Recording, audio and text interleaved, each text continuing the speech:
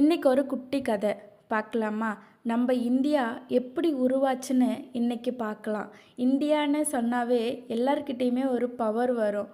இந்த இண்டிபெண்ட் வாங்கி தரத்துக்காக போராடாதவங்களே இந்த உலகத்திலே இருக்க முடியாது. அப்படிப்பட்ட இந்த இந்தியாவை எப்படி மீட்டு கொண்டுன்னு வந்தாங்கன்னு தெரியுமா? பிரிட்டிஷ் நாட்டுகள் இருக்கிற மாதிரி பெரிய வெப்பன்ஸும் நம்மக்கிட்ட எதுவுமே இல்லை. இந்தியாவால் ஒரு கட்டத்துக்கு மேலே நம்மளால் கண்டிப்பாக இண்டிபெண்டன்ஸ் வாங்கி தர முடியாதுன்னு நினைக்க ஆரம்பித்தாங்க.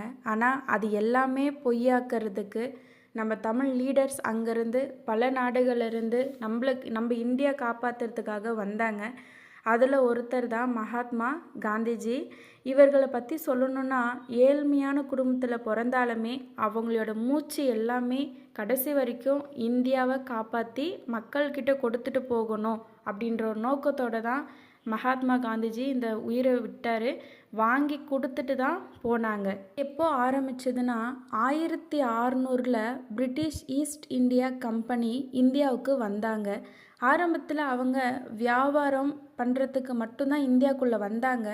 மசாலா பொருட்கள், விவசாயத்தோட தானிய வகைகள் எல்லாமே கொடுத்துட்டு திரும்ப எதனா வாங்கிக்கிட்டு போகிறதுக்கு தான் வந்தாங்க.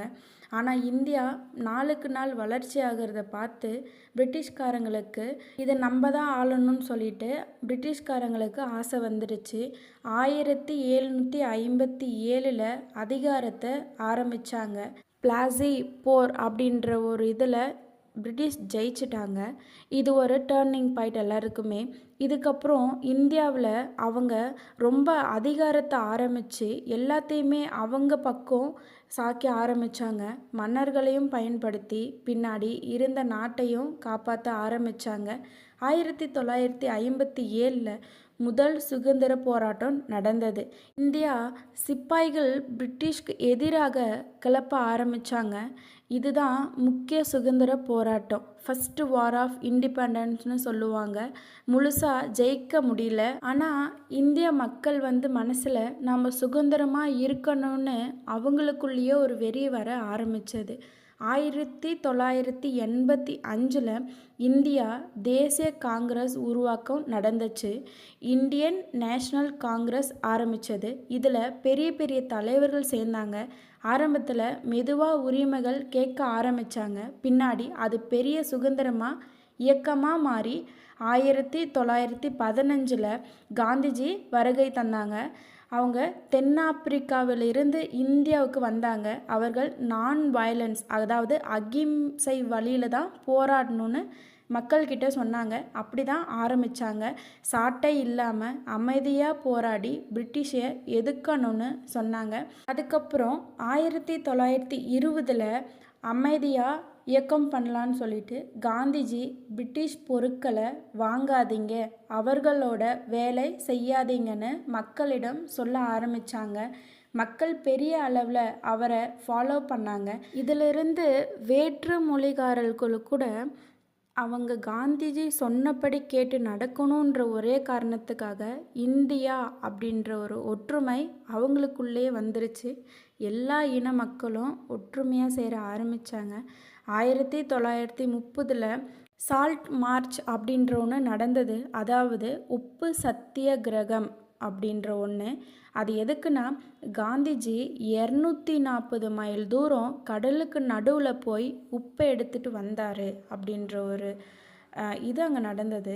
இது சாதாரணமாக எல்லாருமே நினச்சா கூட அது சாதாரண விஷயம் இல்லை. பிரிட்டிஷ் சட்டத்துக்கு எதிராக ஒரு பெரிய சின்னமாக அது புறப்பட ஆரம்பித்தது. உலகமே இந்தியாவை திரும்ப பார்த்த ஒரு தருணம் 1930 நடந்தது. 1942 குவைட் இந்தியன் மூமெண்ட், அதாவது பிரிட்டிஷ் இந்தியாவை விட்டு போங்கன்னு சொல்ல ஆரம்பித்தாங்க. அது மிகவும் தீவிரமான கட்டம். மக்கள் முழுசாக சுதந்திரத்துக்காக போராட எல்லாருமே எழ ஆரம்பித்தாங்க. 1947 சுதந்திரம் கிடச்சிருச்சு. ஆகஸ்ட் 15, 1947 இந்தியா சுதந்திரமானது. ஆனால் அதோடு சேர்ந்து இந்தியா மற்றும் பாகிஸ்தான் அப்படின்னு சொல்லி பிரிக்கப்பட்டது. இது ரொம்ப பேருக்கு கஷ்டம் தந்துச்சு மனசுக்கு. பல குடும்பங்கள் அதனால பிரிஞ்சு போயிட்டாங்க. எல்லார் மனசுலேயும் வலி இருந்தாலுமே நமக்காக எத்தனையோ குடும்பம் போராடி இந்தியாவை நமக்கே திரும்ப மீட்டு கொடுத்தது, அதை விட பெரிய வழி எதுவுமே இல்லைன்னு அவங்க நேசிக்க ஆரம்பித்தாங்க. அந்த இடத்துல காந்திஜி அப்படின்ற ஒருத்தர் இல்லை அப்படின்னா இந்தியா என்றைக்குமே இண்டிபெண்ட் வாங்கிறதுக்கு சாத்தியமே இருந்திருக்காது. அதே மாதிரி 1950 அரசியல் அமைப்பு அமைக்க ஆரம்பித்தாங்க. இந்தியா ஒரு குடியரசு நாடாக மாறுச்சு. அரசியல் அமைப்பு உருவானதும் எல்லாருக்கும் சம உரிமை, ஜனநாயகம், வாக்குரிமை எல்லாமே செப்ரேட்டாகவே கிடைக்க கிடச்சிடுச்சு. 1960 1980 வரைக்கும் வளர்ச்சி மற்றும் சவால்கள் இதை நோக்கி தான் இந்தியா பயணிச்சுக்கிட்டு இருந்தது. இண்டிபெண்ட் வாங்கினதோட யாருமே அவங்கள சும்மா விட்டுறலை. இந்தியா அது எல்லாத்தையுமே பீட் பண்ணிட்டு இந்தியா மெதுவாக நல்ல வளர்ச்சியாக உலகமே திரும்பி பார்க்குற அளவுக்கு வளர ஆரம்பித்தது. அங்கே இந்தியாவில் வளர்ச்சியாகாத பொருளே இல்லை. விவசாயம், தொழில், விஞ்ஞானம் எல்லாமே முன்னேற ஆரம்பித்தது. நிறைய மக்கள், நிறைய இளைஞர்கள் இந்தியாவுக்காக போராட ஆரம்பித்தாங்க. எத்தனையோ மிலிட்ரி, எத்தனையோ போலீஸ்கள் நம்ம இந்தியாவுக்காக உயிரை கொடுக்க ஆரம்பித்தாங்க. எல்லாருமே முன்னாடி வந்தாங்க. அதே சமயம் சொல்லப்போனால் போராட்டங்களும் பொருளாதார சிக்கல்களும் இங்கே தான் அதிகமாக இருந்துச்சு. 1991 பொருளாதார மாற்றம், எக்கானமி ரீஃபார்ம் பண்ண ஆரம்பித்தாங்க. இந்தியா பொருளாதாரத்தை திறந்துச்சு. வெளிநாடு முதலீடுகள் வந்தது. அதாவது ஐடி செக்டார் வளர்ச்சிகள் அடைஞ்சது. இதுவே இன்றைய டிஜிட்டல் இந்தியாவுக்கு முதல் ஆரம்பமாக இருந்தது. 2000 புதிய இந்தியாவாகவே மாற ஆரம்பிச்சிருச்சு. பிறகு இந்தியா வேகமாக வளர ஆரம்பித்ததும் பெரிய பெரிய வேலையாட்கள்லாம் இதில் வர ஆரம்பித்தாங்க. எல்லாமே யூரோப் சயின்டிஸ்ட் மாதிரி ஆளுங்கள் எல்லாருமே இந்தியாவை காப்பாற்றணும், இது மாதிரி நம்ம விட்டுறக்கூடாதுன்றதுக்காக உழைக்க ஆரம்பித்தாங்க. அப்படி ஆரம்பித்து வந்தது தான் ஐடி, ஸ்பேஸ் ரீசர்ச்னு சொல்ல போகிற இஸ்ரோ, ஸ்டார்ட் அப்ஸ் எல்லாமே உலக அளவில் போச்சு. Chandrayaan, digital market, make in India மாதிரி திட்டங்கள் இந்தியாவை முன்னேற்றுச்சு. இப்போது ஒரு சக்தி வாய்ந்த நாடுன்னு சொன்னாவே இந்தியான்னு சொல்கிறாங்க. இப்போது இந்தியா உலகத்திலேயே முக்கியமான நாடாக டெக்னாலஜியில், எக்கனாமிக்கில் மற்றும் கல்ச்சரில் எல்லாத்துலேயுமே முன்னேறிக்கிட்டே இருக்குது. பல மொழி, பல கலாச்சாரம் எதுவாக இருந்தாலுமே இந்தியான்னு சொன்னாவே நம்ம அது ஒரு தனி லெவல் தான் எல்லாருக்குமே. இப்போது பல மொழிகள், பல கலாச்சாரம், நம்ம இந்தியா எல்லாரையுமே நம்மளுக்கு வேணும்னு ஏற்றிக்கின்னு என்ன ஒரு நம்மளுக்கு இண்டிபெண்டன்ஸ் டே, ரிபப்ளிக் டே எது வந்தாலுமே அதை என்றைக்குமே மறக்காத அந்த தேசிய கொடியை கையில் பிடிக்கிறவங்க தான் நிறைய பேர். இந்தியான்னு சொன்னாவே எல்லாருமே ஒற்றுமை ஆயிடுறாங்க. அது இந்தியாவுக்கு பெருமை. அதை தேடி வாங்கி தந்த காந்திஜிக்கும் பெருமை தான் என்றைக்குமே. ஆனால் ஒரே நாடு அதுன்னு சொன்னாவே இந்தியாவின் அழகு மட்டும்தான் அதில் தெரியும். ஆனால் எவ்வளோ கஷ்டப்பட்டிருப்பாங்கன்னு இந்த காலத்து பசங்களுக்கு தெரியுமான்னு எனக்கு தெரியல. அவ்வளோ கஷ்டப்பட்டு அந்த நாட்டுக்கு சுதந்திரம் வாங்கி கொடுத்த நம்ம தியாகிகள் இந்த உலகத்திலிருந்து மறைஞ்சு போயிட்டாலுமே அவங்களுக்காக நம்ம உலகத்தில் சிலை வைக்கப்பட்டிருக்காங்க, மியூசியம் வைக்கப்பட்டிருக்காங்க. அது மாதிரி இந்த காலத்து பசங்களும் அவங்களுக்கு ஈக்குவலாக படித்து நம்ம காந்திஜி மாதிரி இந்த நாட்டுக்கு உதவணும்னு ஆசைப்படுங்க. ஆனால் மகாத்மா காந்திஜி பற்றி சொல்லணுன்னா 1869 குஜராத்தில் உள்ள போர்பந்தர் அப்படின்ற ஒரு ஊரில் பிறந்தார். சாதாரண மனிதராக ஆரம்பித்த அவர் உண்மை மற்றும் அகிம்சை அப்படின்ற ஒரு 2 பெரிய கொள்கைகளை மட்டும்தான் வாழ்க்கையில் பின்பற்றினாங்க. தென்னாப்பிரிக்காவில் இந்தியர்கள் அனுபவித்த அநீதிகளை பார்த்ததும் அமைதியான போராட்டம் என்ற சக்தியை உலகத்துக்கு காட்ட ஆரம்பித்தாங்க. பின்னர் இந்தியாவுக்கு திரும்ப பிரிட்டிஷ் ஆட்சிக்கு எதிராக மக்களை ஒன்றிணைக்க ஆரம்பித்தாங்க. அது எப்படின்னா சட்டை இல்லாமல் சுதந்திரம் பெறலாம் அப்படின்ற ஒரு நம்பிக்கையை மக்களிடம் அவங்க கற்றுக் கொடுத்தாங்க. எளிமையான உடை, சாதாரண வாழ்க்கை, ஆனால் மிகப்பெரிய எண்ணங்கள், இதுவே அவர்களின் கொள்கைகளாக இருந்தது. அவர்கள் ஒருவராக மட்டும் இல்லாமல் கோடிக்கணக்கான மக்களின் நம்பிக்கையை மாற்றினார். எப்படின்னா, இந்தியா 1947 சுதந்திரம் பெறும்போது அந்த வெற்றியின் பின்னால் காந்திஜியின் அமைதியான போராட்டத்தில் சக்தி இருந்தது அப்படின்ற ஒரு கான்செப்ட் தான் இறுதி வரைக்குமே அவங்கக்கிட்ட இருந்தது. அகிம்சை தான் பெரிய ஆயுதம்னு மக்களிடையே காந்திஜி பெரிய ஊக்குவித்தையும் அவங்களுக்கு சொல்ல ஆரம்பித்தாங்க. இன்று உலகமே நினைவில் வைத்திருக்கிறது காந்திஜியின் வாழ்க்கை உண்மை வெற்றி. இதுதான் எல்லாருக்குமே சொல்லப்படக்கூடிய பொதுவான கருத்துன்னு சொல்லலாம். ஹார்ட் ஒர்க் பண்ணுறதோட ஸ்மார்ட் ஒர்க் பண்ணலாம். அதுதான் எல்லாரோடைய வாழ்க்கைக்குமே ஃபஸ்ட்டு சக்ஸஸில் கொண்டு போய் விடும். டைம் வேஸ்ட் ஆகாமல் இருக்கும். அதை இந்தியா பண்ணுச்சு. இன்றைக்கி இண்டிபெண்டன்ஸ் வாங்கியிருக்கு. இன்றைக்கி ஒரு குட்டி கிராமத்து கதை பார்க்கலாமா? இப்போலாம் நம்ம வீட்டில் கரண்ட் கட் ஆகிடுச்சுன்னா எல்லார் வீட்லேயுமே ஜென்ரேட்னு ஒன்று இருக்குது. ஆனால் அந்த காலத்தில் சம்மர் சீசனில் எல்லாருமே எப்படி வாழ்ந்து இருப்பாங்கன்னு தெரியுமா? அந்த காலத்தில் ஒரு வீட்டுக்கு 6 பேருக்கு மேலே தான் இருப்பாங்க. மேக்ஸிமம் சொல்லப்போனால் எல்லார் வீட்லேயுமே கூட்டு குடும்பம் தான் அதிகமாக இருக்கும். அப்படி தான் வாழ்ந்துன்னு வந்தாங்க.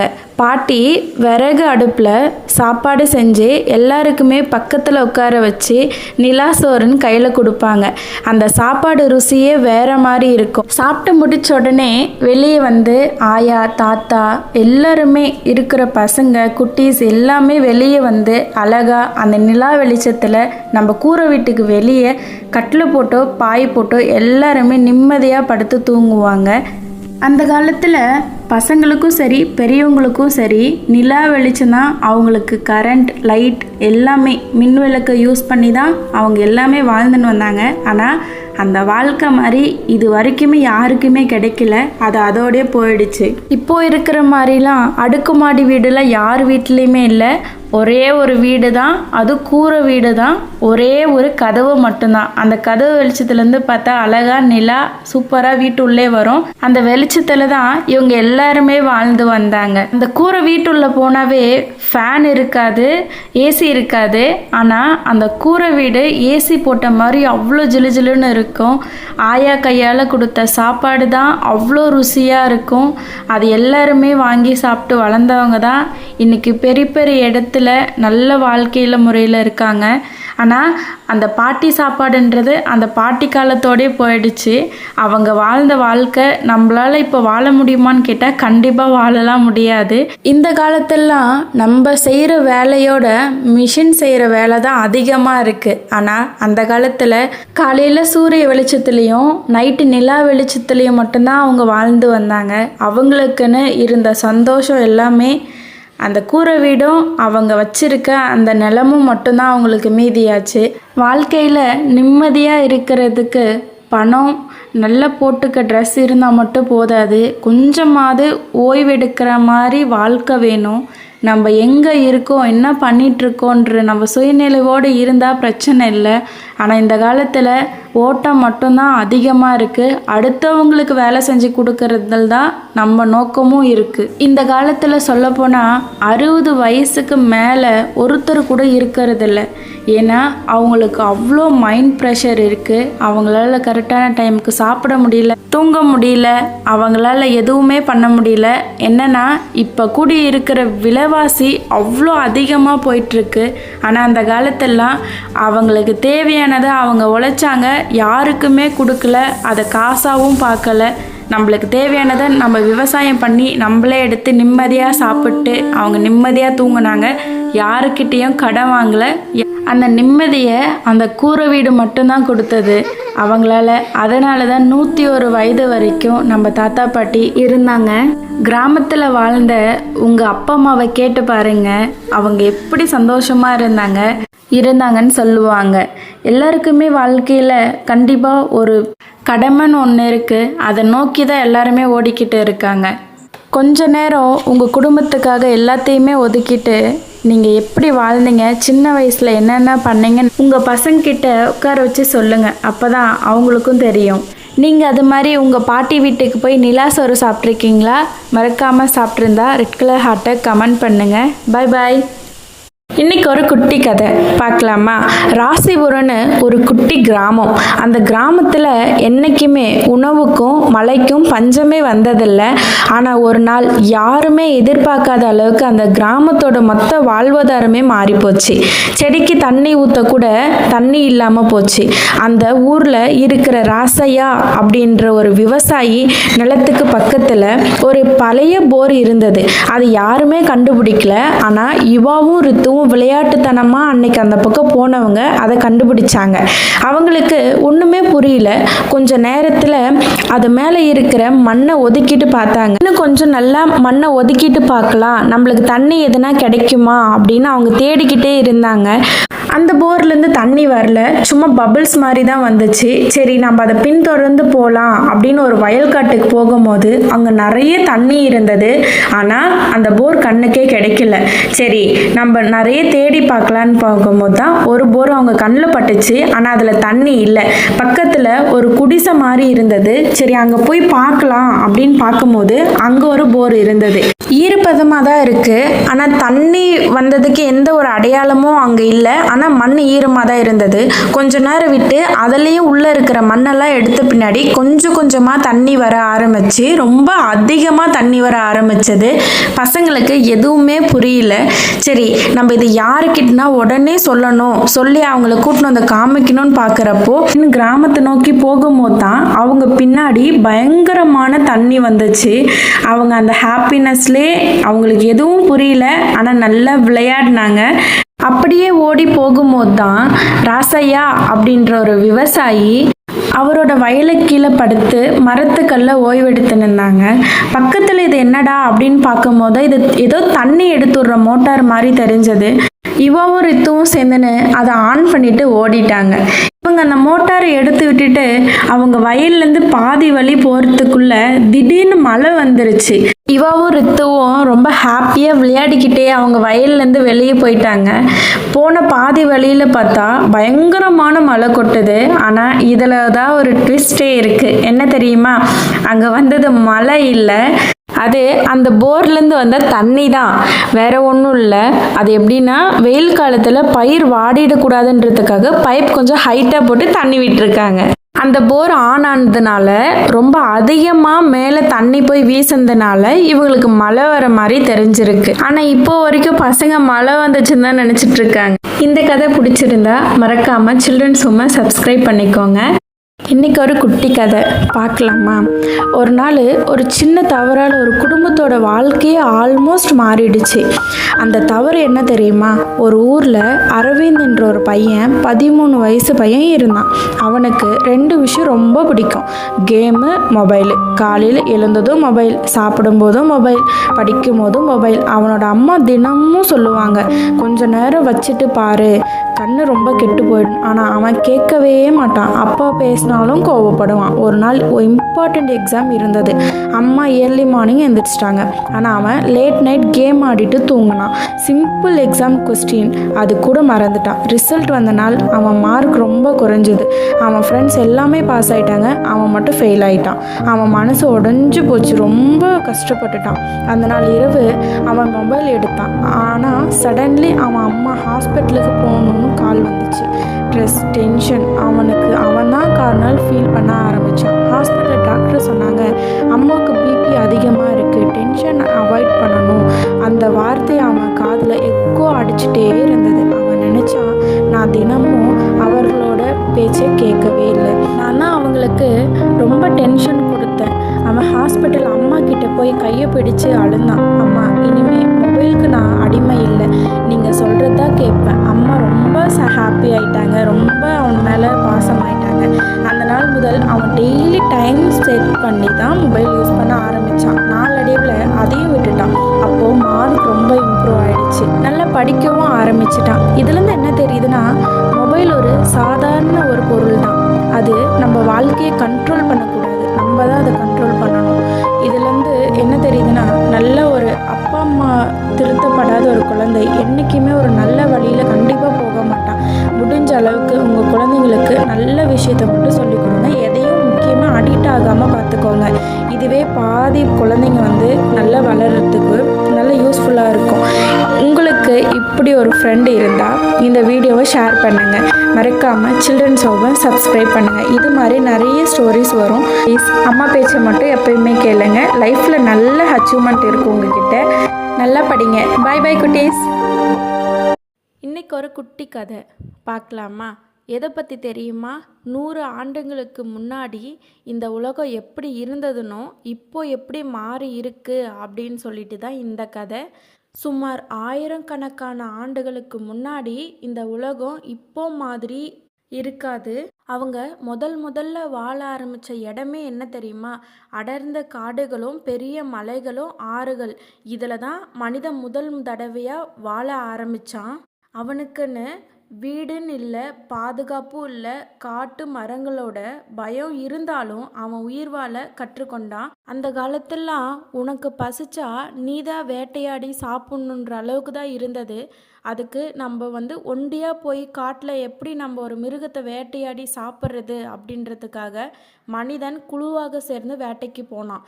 கல்லாலையும் கூர்மையான கத்தியாலையும் மிருகங்களை பிடிச்சு அப்படியே தீயில வேக வச்சு சாப்பிட ஆரம்பித்தான். ஒவ்வொரு நாளும் அவன் காட்டை நோக்கி வேட்டைக்கு போனால் மட்டும்தான் அவன் குடும்பத்துக்கும் எதுனா ஒரு சாப்பாடு கிடைக்கும். அவனாலையும் சாப்பிட்டு உயிர் வாழ முடியுன்றதுக்காக கட்டாயமாக போயே ஆகணுன்ற குறிக்கோளோட தான் அந்த வேட்டையாடி மிருகங்களையோ எதையோ ஒன்று, கிடைக்கிற மீனை ஏதோ ஒன்று அவன் சாப்பிட ஆரம்பித்தான். ஏன் அவங்க மிருகம் மாதிரி வேட்டையாடி அன்னைக்கு பொருளை அப்பயே சாப்பிட்டாங்க அப்படின்னா, அவங்களுக்கு விவசாயம் பண்ணுறதுக்காக ஒரு சரிபதியான நிலமும் இல்லை. எல்லாமே கல் மேடுகள் தான். கூரை வீடும் எதுவும் இல்லை. அவங்க வசிக்கிறதே ஒரு குகையில் தான் வசிப்பாங்க. அவங்க அன்னைக்கு என்ன அவங்க அடித்து சாப்பிட்டாங்களோ அது எல்லாமே ஓவியமாக வரைஞ்சி வச்சு தான் அவங்க குடும்பத்தோடு உட்காந்து அதில் சாப்பிட்டுக்கின்னு இருந்தாங்க. மழை பெஞ்சாலும் அந்த குகையில் தான், வெயில் அடித்தாலும் அந்த குகையில் தான். இவங்க இப்படியே நாளடைவில் வாழ்ந்துக்கின்னு வரும்போது தான் நம்ம எதுனா ஒன்று நம்ம வாழ்க்கைக்கு அடிப்படையாக ஏதோ ஒன்று பண்ணியே ஆகணும் அப்படின்றதுக்காக ஃபஸ்ட்டு ஒரு கூர்மையான ஒரு ஆயுதத்தை அந்த கல்லுலேயே அவன் தயார் பண்ண ஆரம்பித்தான். நாளுக்கு நாள் மனிதர்கள் எல்லாருமே இதை கற்றுக்கொண்டாங்க. இவன் நம்ம வச்சுக்கிறதோட நம்ம இதை காசாக பார்க்கணும் அப்படின்றதுக்காக ஒரு கூரை வீடு நம்மளுக்கு முக்கியமாக அவசியமாக தேவைப்படுன்றதுக்காக செம்மண்ணிலே அவன் தண்ணியில் கரைச்சி ஒரு ஓலைக்கூரையை மேலே போட்டு மரங்கள் எல்லாமே காட்டிலேருந்து எடுத்துன்னு தன் குடும்பத்தோடு வசிக்கிறதுக்காக ஒரு குகையை ரெடி பண்ணான். நம்ம ஆரம்பித்த விவசாயத்தை எப்படியோ ஒன்று எல்லாருக்கிட்டையுமே கொண்டு போய் சேர்க்கணும், கொடுத்துட்டு வேற பொருள் வாங்கணுன்றதுக்காகவே அவன் விவசாயத்தை கையில் எடுக்க ஆரம்பித்தான். அவன் பண்ண இரும்பு பொருட்களையும் விற்று காசாக பார்க்க ஆரம்பித்தான். அவன் உணவுக்கும் வழி கிடைச்சது. நாளடைவில் இவங்க எல்லாருமே இப்படி பண்ண ஆரம்பித்ததுனால சொல்லப்போனால் எல்லாருடைய வாழ்க்கையுமே ஓரளவுக்கு சாப்பாட்டுக்கு பஞ்சம் இல்லாத அளவுக்கு வந்துருச்சு. ஆடு மாடுகளும் அவங்களோட சேர்ந்து சந்தோஷமாக வாழ்ந்து வந்தாங்க. சின்ன பசங்க எல்லாருமே அப்போல்லாம் ஸ்கூலுன்னு எதுவுமே இல்லை. இவங்க சாப்பிட்றதுக்கே அவ்வளோ கஷ்டப்படுற குடும்பம். ரோடு இல்லை, ஒரு லைட் இல்லை, ஒரு சரிபாதியான ஒரு விவசாயம் நிலம் இல்லை. இவங்களுக்கு அடிப்படை தேவைன்னு எதுவுமே இல்லை. இவங்களுக்கானதை அடிப்பட்டு தான் இவங்களே தேர்ந்தெடுத்து கற்றுக்கினாங்க. முதல்ல ஒரு விதையை போட்டால் மண்ணில் செடி முளைக்குன்றதே இவங்களுக்கு தெரியாது. நாளடைவில் ஒரு ஆறு போயிட்டுருக்கு அப்படின்னா அதில் ஒரு விதையை எதுனா ஒரு பறவை எதுனா தூக்கின்னு போட்ட பின்னாடி தான் அங்கே செடி முளைச்சிருக்கு. அதிலிருந்து ஏதோ ஒரு பழமோ இல்லை ஏதோ ஒரு நம்மளுக்கு தேவையானது கிடைச்ச பின்னாடி தான் இது போட்டால் இது வருன்றதே அவங்களுக்கு தெரிஞ்சது. அதுக்கப்புறம் இவங்க எல்லாருமே எருதுகளை யூஸ் பண்ணிக்கினாங்க. மாடை வச்சு கிணற்றுல தண்ணி அப்போ தண்ணிக்கு பஞ்சமே இருக்காது. ஆனால் அது எப்படி எடுக்கணுன்றதான் இவங்களுக்கு தெரியல. ஆறில் தண்ணி போயிட்டுருக்கு, அதை எப்படி எடுத்து நம்ம விவசாய நிலத்துக்கு எப்படி பாய்க்கிறது, எப்படி நம்ம உணவாக தயாரிக்கிறன்றது அவ்வளோ சீக்கிரம் அவங்களால கற்றுக்க முடியல. கையில் தண்ணி அள்ளின்னு போய் எந்த விவசாயத்துக்கு நிலம் பாய்க்க முடியும், அந்த பயிர் எப்படி பண்ண முடியும்னு அவங்களுக்கு யாருக்குமே தெரியல. நாளடைவில் இது எல்லாமே ஒரு மரிச்சி மாதிரி கட்டி அதில் தண்ணி விட ஆரம்பித்தாங்க. தண்ணி சேதாரமே இல்லாத கரெக்டாக அந்த பயிருக்கு போய் அதை சேர்ந்ததுனால எவ்வளோ வெயில் அடித்தாலுமே அது நல்லா வளர ஆரம்பித்தது, காய் கொடுத்துச்சு. அதுக்கப்புறம் நல்லா முத்தி நெல்மணியாக விவசாயம் முடிஞ்சது அவங்களுக்கு. இது நெல்லை எப்படி யூஸ் பண்ணணும்னு தெரியல அவங்களுக்கு. எல்லாத்தையுமே ஃபஸ்ட்டு அறுவடை பண்ணி எடுத்துன்னு வீட்டுக்கு போயிட்ட பின்னாடி உரலில் குத்தி அப்போலாம் வண்டி தான், மாட்டு வண்டியில் தான் எடுத்துன்னு போவாங்க. ரோடும் அவ்வளோலாம் இருக்காது. இவங்க நடந்து நடந்து பாதியாக போனது தான் இப்போ வந்து பில்லு முளைக்காத வந்து ஃபுல்லாக வெறும் மண் ரோடாக இருக்குது. இந்த மனுஷங்க இவ்வளோ தடைகளையும் மீறி அந்த விவசாயம் பண்ணதை அந்த மாட்டு வண்டியில் ஏற்றிக்கின்னு போய் வீட்டில் அதுக்குன்னு ஒரு கல் இருக்குது.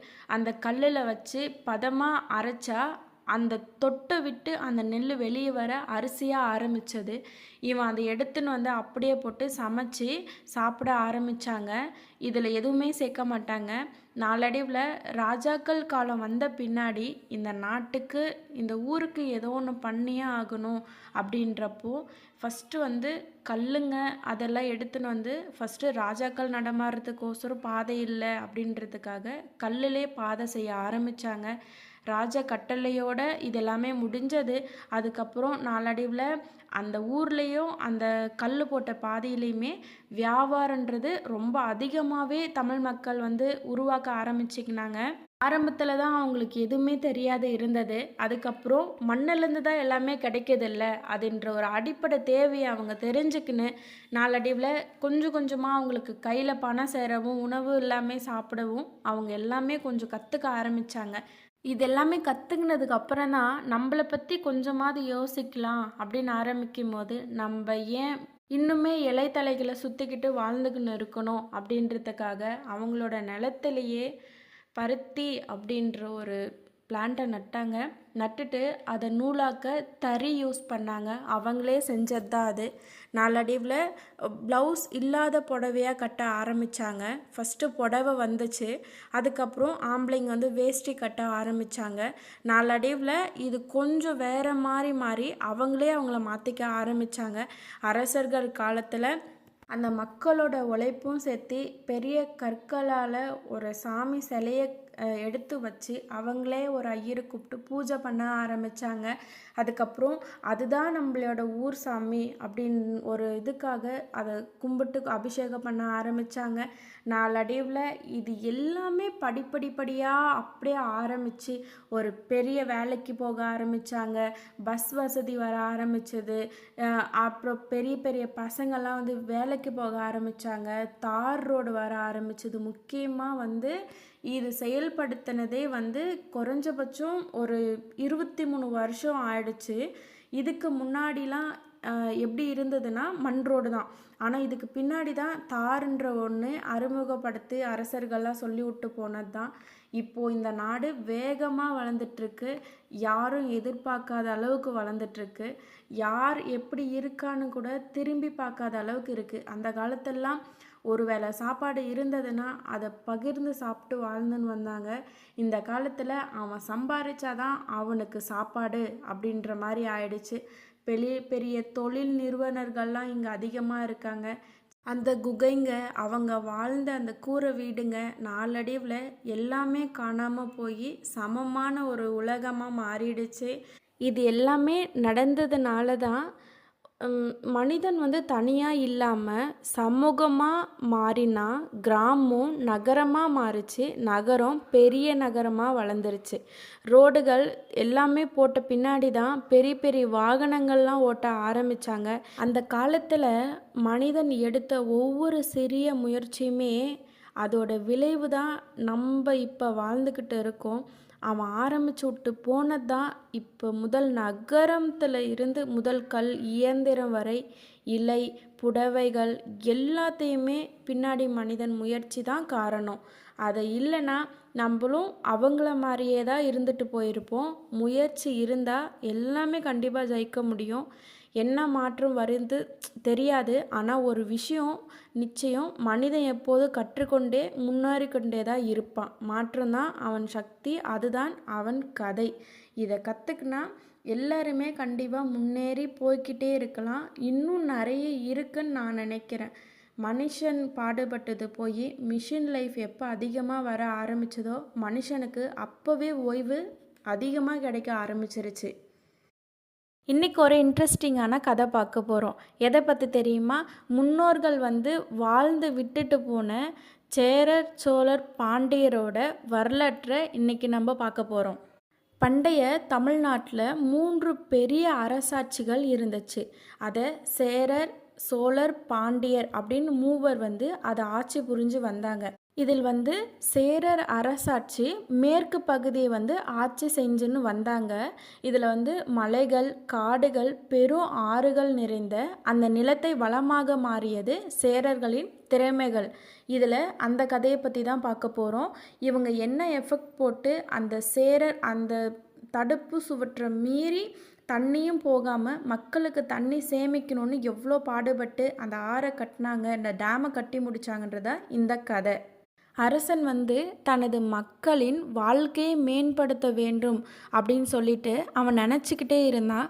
ஒரு நாள் பெரிய ஆறு ஒன்று அவன் கண்ணில் பார்த்தா. அந்த ஆறு மழை காலத்தில் பெருக்கெடுத்து ஓடும், கோடை காலத்தில் வறண்டு போயிடும். இந்த தண்ணீரை சேமித்தால் மக்கள் எப்பவுமே பயிர் செய்ய முடியும், அவங்க நிம்மதியாக இருப்பாங்க அப்படின்ட்டு முடிவு பண்ணினான். அவன் பெரிய அணை கட்ட உத்தரவு கொடுத்தான் எல்லாருக்குமே. அந்த காலத்தில் மிஷின் எதுவும் இல்லை. ஆயிரக்கணக்கான தொழிலாளர்கள் ஆயிரக்கணக்கான கற்களை அவங்க கைகளால் வெட்டி ஒன்று சேர்த்துனாங்கன்னு சொல்கிறாங்க. பெரிய பெரிய கற்கள் எல்லாத்தையுமே நம்மளால் தூக்க முடியாது இல்லையா?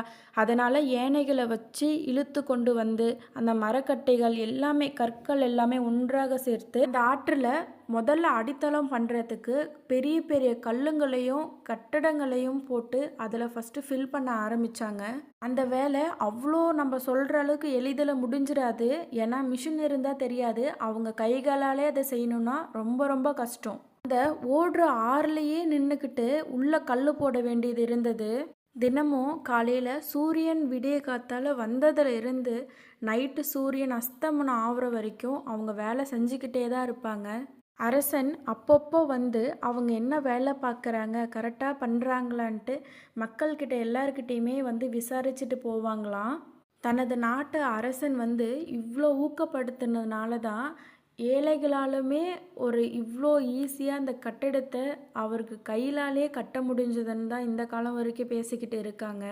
ஒருவேளை சாயந்தரத்துக்கு மேலேயுமே அவங்களுக்கு வேலை முடியல அப்படின்னா அவங்க ஒரு கட்டையில் நெருப்பு கொளுத்திக்கின்னு தான் அந்த வெளிச்சத்தில் தான் அவங்க வேலை பண்ணாங்க. பல மாதங்களுக்கு அப்புறம் அது எப்படியோ ஒன்று அந்த அணையை கட்டி முடிச்சிட்டாங்க. ஆற்றின் தண்ணீர் இப்போ சேமிக்கப்பட்டுச்சு. வயல்கள் எல்லாமே பசுமையாக மாறிடுச்சு. மக்கள் சந்தோஷமாக வாழ ஆரம்பித்தாங்க. அந்த அணைக்கு மக்கள் சேரங் கட்டிய அணை அப்படின்னு பேரை வச்சாங்க. அதனால தான் மக்களால் இன்னும் போற்றப்பட்ட அரசன்னு பேர் அவருக்கு. அடுத்து சோழனின் வரலாறு பார்க்க போகிறோம். சோழரின் ஆட்சி தமிழ்நாட்டின் கிழக்கு பகுதியை ஆட்சி செய்துன்னு வந்தாங்க. இவங்க கடல் வர்த்தகம், வேளாண்மை, கட்டிடக்கலை எல்லாவற்றிலையுமே சோழர்கள் சிறந்தவங்கன்னு பேசப்பட்டிருக்காங்க. அந்த அரசன் தனது நாட்டையே உலகையே சிறந்ததாக மாற்ற வேண்டும் அப்படின்னு கனவு கண்டான்னு இப்போ வரைக்கும் சொல்லப்படுது. அந்த அரசன் பெரிய கோயில்கள் நம்ம கட்டணும் அப்படின்ட்டு அவன் எப்பயுமே சொல்லிகிட்டே இருப்பான். அதில் முக்கியமானது என்ன தெரியுமா? பெரிய கோயில் ஒன்று கட்டினா அதுக்கு பேர் பிரகதீஸ்வரர் கோயில்னு வச்சுருக்காங்க. அந்த கோயில் கட்டுவதற்கு ஆயிரக்கணக்கான கலைஞர்கள், சிற்பிகள், தொழிலாளர்கள் வேலை செஞ்சாங்க. அங்கே இருந்த பெரிய பெரிய கற்கள் எல்லாத்தையுமே தொலைதூரத்தில் இருந்து மலைகளுக்கு கீழே இருந்து எடுத்துன்னு வர சேரன் தொழிலாளர்களுக்கு கட்டளை விதித்தான். இது மனிதர்களால் மட்டும் செய்ய முடியாது அப்படின்றதுக்காக யானைகளை வச்சுமே அவங்க வேலை செஞ்சாங்க. யானைகளை அந்த கற்களை இழுத்து கொண்டு அவங்க உருவாக்கின பாதையை நோக்கி அதுவுமே போயிட்டுருக்கு. அந்த கலைஞர்கள் ஒவ்வொரு கல்லுமே சரியாக வெட்டப்பட்டு ஒன்றுடன் ஒன்று பொருந்தும் மாதிரி அமைக்கப்பட்டாங்க. இந்த கோயிலில் கோபுரம் மிக உயரமாக இருந்துச்சுன்னு சொல்லப்படுது. அதை கட்ட மண்ணால் பெரிய சாதாரண பாதை உருவாக்கினாங்க. அதன் மீது அவங்க கற்களை மெதுவாக மேலே எடுத்து போய் கோபுரத்து மேலே வைக்க ஆரம்பித்தாங்க. அவங்க தன் கைகளாலே வெட்டி வெட்டி அந்த சிற்பத்தை செதுக்குனது எல்லாமே ஒவ்வொரு அரசர்கள் வாழ்ந்துட்டு போன கதையை தான் சொல்லப்படுது. அவ்வளோ உழைச்சி அவங்க அந்த கோயிலை கட்டுறப்ப கூட அவங்க அவ்வளோ சோர்வடையலை. அந்த காலத்தில் கட்டின கோயில்கள் எல்லாமே இப்போ வரைக்கும் ஒரு சின்ன ஒரு கல் கூட எடையை உள்ளாமல் அவ்வளோ ஸ்ட்ராங்காக நின்றுட்டுருக்கு. அப்படின்னா அவங்க உழைப்பு தான் காரணம். ஒரு வேலையாக பாதி வேலை முடிஞ்சு அந்த அரசர்கள் கூப்பிட்டு காமிக்கலான்னு அவங்க யோசிக்க ஆரம்பித்தாங்க. எல்லாத்தையுமே அவங்க பார்த்து பார்த்து பண்ணி அந்த கோயிலை வந்து மெதுவாக கட்டி அந்த கோபுரத்தையும் கட்டி முடிக்க ஆரம்பித்தாங்க.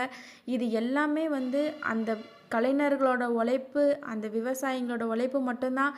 வெளியே எல்லாமே அவங்களோட கலைகள் வந்து பெயிண்ட் மூலியமாவோ அவங்க ஊரில் என்னென்ன வாழ்ந்து வந்துச்சு அப்படின்றதுக்காக அதை வரைஞ்சி ஓவியமாக வரைஞ்சி வச்சு அவங்க அழகு பார்த்தாங்க. இதை கூப்பிட்டு அரசர்கிட்ட காமிக்கும் போது அவங்க ரொம்ப பெருமைப்பட்டாங்க. அவருக்கு இருந்த ஒரே கனவு வந்து தன் மக்களுக்கு நம்ம இருக்கிறதுக்குள்ளே நம்ம ஆட்சி முடியறதுக்குள்ளே ஏதோ ஒன்று செஞ்சுட்டு போகணுன்னு நினச்சாரு. அதே மாதிரி அவர் சாதிச்சிட்டோம் அப்படின்ற ஒரு மனநிறைவோட அந்த கோயிலை பார்த்தாங்க. அவ்வளோ அழகாக அந்த சிற்பங்கள் எல்லாமே ஒன்று ஒன்றும் அவங்க வாழ்க்கை முறையை காமிக்குது. இப்போ போனால் கூட இந்த கோயில்கள் எல்லாமே அவ்வளோ பிரம்மாண்டமாக புதுசாக இப்போ கட்டின மாதிரியே இருக்குது. அந்த ஊர் மக்கள் அன்னைக்கு அவ்வளோ சந்தோஷமாக அந்த கோயிலை வரவேற்றாங்க. உலகம் முழுவதுமே இருந்து மக்கள் வந்து அதை பார்த்து வியந்தாங்க. அரசன் தனது நாட்டை செழிப்பும் கலையும் நிறைந்த வளமற்ற நாடாக அவன் மாற்றிட்டு போனான். அடுத்து பாண்டியனின் வரலாறு. பாண்டியர் வந்து தென் தமிழ்நாட்டில் வந்து ஆட்சி செஞ்சாங்க. முத்து, கடல், கல்வி இவை எல்லாமே பாண்டியர்களின் பெருமைன்னு சொல்லப்படுது. பாண்டியன் வந்து அரசு தனது நாட்டை அறிவு மையமாக மாற்ற வேண்டும் அப்படின்னு நினச்சாங்க. மதுரை நகரத்தையே ஒரு பெரிய கல்வி மற்றும் வர்த்தக மையமாக மாற்றணும்னு நினச்சாங்க. அது எல்லாமே கடல் வழியாக வந்து தான் முத்து, மசாலா பொருட்கள் எல்லாமே விற்பனை செய்யப்பட்டதுன்னு சொல்லப்படுறாங்க. வெளிநாட்டில் வணிகர்கள் வந்து கூட வந்து வியாபாரம் செஞ்சாங்க. அதே நேரத்தில் தமிழ் வளர்ச்சிக்காக சங்கம் அமைக்கப்பட்டது ஒன்று. கவிஞர்கள், அறிஞர்கள் எல்லாமே சேர்த்து தமிழ் இலக்கியங்களை உருவாக்குனாங்கன்னு சொல்லப்படுது. மதுரையில் வந்து பெரிய கோயில்கள், அரண்மனைகள் கட்டப்பட்டாங்க. இந்த பாண்டிய நாட்டு காலத்தில் தான் இல்லை இது எல்லாத்தையுமே கட்டப்பட்டதுன்னு சொல்கிறாங்க. இவங்க எல்லாருமே படகுல இருந்து அந்த நாட்டுக்கு இந்த நாட்டுக்கு சொல்லப்போனால் எக்ஸ்போர்ட் பண்ணுறாங்க அப்படின்னே சொல்லலாம். அதுக்கப்புறம் அவங்களாலேயுமே கலை, கல்வி, வணிகம் இது மூன்றிலையுமே பாண்டியர் வந்து சிறந்தவராக இருந்தாங்க. இவங்களுக்கு எல்லாமே கிடைச்சிருச்சு அப்படின்னு சொல்லப்படுறாங்க. இதுலேருந்து என்ன தெரியுதுன்னா பாண்டியர் வந்து தமிழ்நாட்டை வந்து எவ்வளோ வந்து முக்கியத்துவமாக நினச்சிட்டு இருந்தால் அவங்க முன்னேறணும். அந்த காலத்துலேருந்து இந்த காலத்து வரைக்கும் எவ்வளோ மாறி இருக்கு. ஆனால் ஒற்றுமை மட்டும் என்றைக்குமே மாறக்கூடாது அப்படின்றதுக்காக அந்த காலத்தில் தொலைபேசி எதுவுமே இல்லைனா கூட ஓலைச்சுவடி மூலியமாக அவங்க என்னென்ன பண்ணாங்க, எவ்வளோ வந்து அவங்க உழைச்சாங்க அப்படின்றத வந்து எழுதி இன்ன வரைக்குமே ஒரு கோயிலில் அவங்க கட்டின கோயிலில் வச்சுருக்காங்கன்னு சொல்லப்படுது. இவங்க எல்லாருமே ஒரு மிக சிறிய வந்து ஒரு நாட்டில் வாழ்ந்தாலுமே அதை மேம்படுத்தி இந்த தென் தமிழ்நாட்டுக்கு வந்து நம்ம பெருமையை சேர்க்கணும். நம்ம ஆட்சி புரிஞ்சதில் ஏதோ ஒன்று நம்ம மக்களுக்கு பண்ணிட்டு போகணும் அப்படின்றதுக்காக அவங்க மதுரையிலே பெரிய கோயிலை ஒன்று கட்டி முடித்தாங்க. இவங்க எல்லாருமே அதுக்கப்புறம் ஆட்சி புரிஞ்சதுக்கு வந்ததுக்கப்புறம் இவங்க மேம்படுத்துறது எல்லாமே இவங்க சந்தோஷமாக இருக்கணும், நம்ம வந்து தென் தமிழ்நாடு வந்து கொஞ்சம் வளமாக மாறணும் அப்படின்றதுக்காக தான் இந்த பாண்டியர் வந்து இவ்வளோ உழைப்பை போட்டு இந்த நாட்டை அரசை புரிஞ்சு வந்து இருக்காங்கன்னு சொல்லப்படுது. இதுலேருந்து என்ன தெரியுதுன்னா மக்கள் வந்து அமைதியாகவும் செழிப்பாகவும் வாழ்ந்தாங்கன்னு சொல்லப்படுது. பாண்டியன் வந்து அரசு தனது நாட்டை அறிவு நிறைந்த பேராக மாற்றணும்னு அவன் கடைசி வரைக்கும் ஆசைப்பட்டாங்க. அது இப்போ அவங்க இருந்து பார்க்க முடியலனா கூட அவங்க பின்னாடி விட்டுட்டு போனதை நம்ம எல்லாருமே இப்போ யூஸ் பண்ணிக்கிட்டு இருக்கோம். எத்தனை ரோடுங்க வந்தாலுமே, எத்தனை வீடுங்க, எத்தனை நாடுகள் மாறினாலுமே தனது மக்களுக்கான கட்டின கோயில் என்றைக்குமே நிலச்சி நிற்கும். அதுதான் அவங்க வரலாறுன்னு சொல்லப்படுது.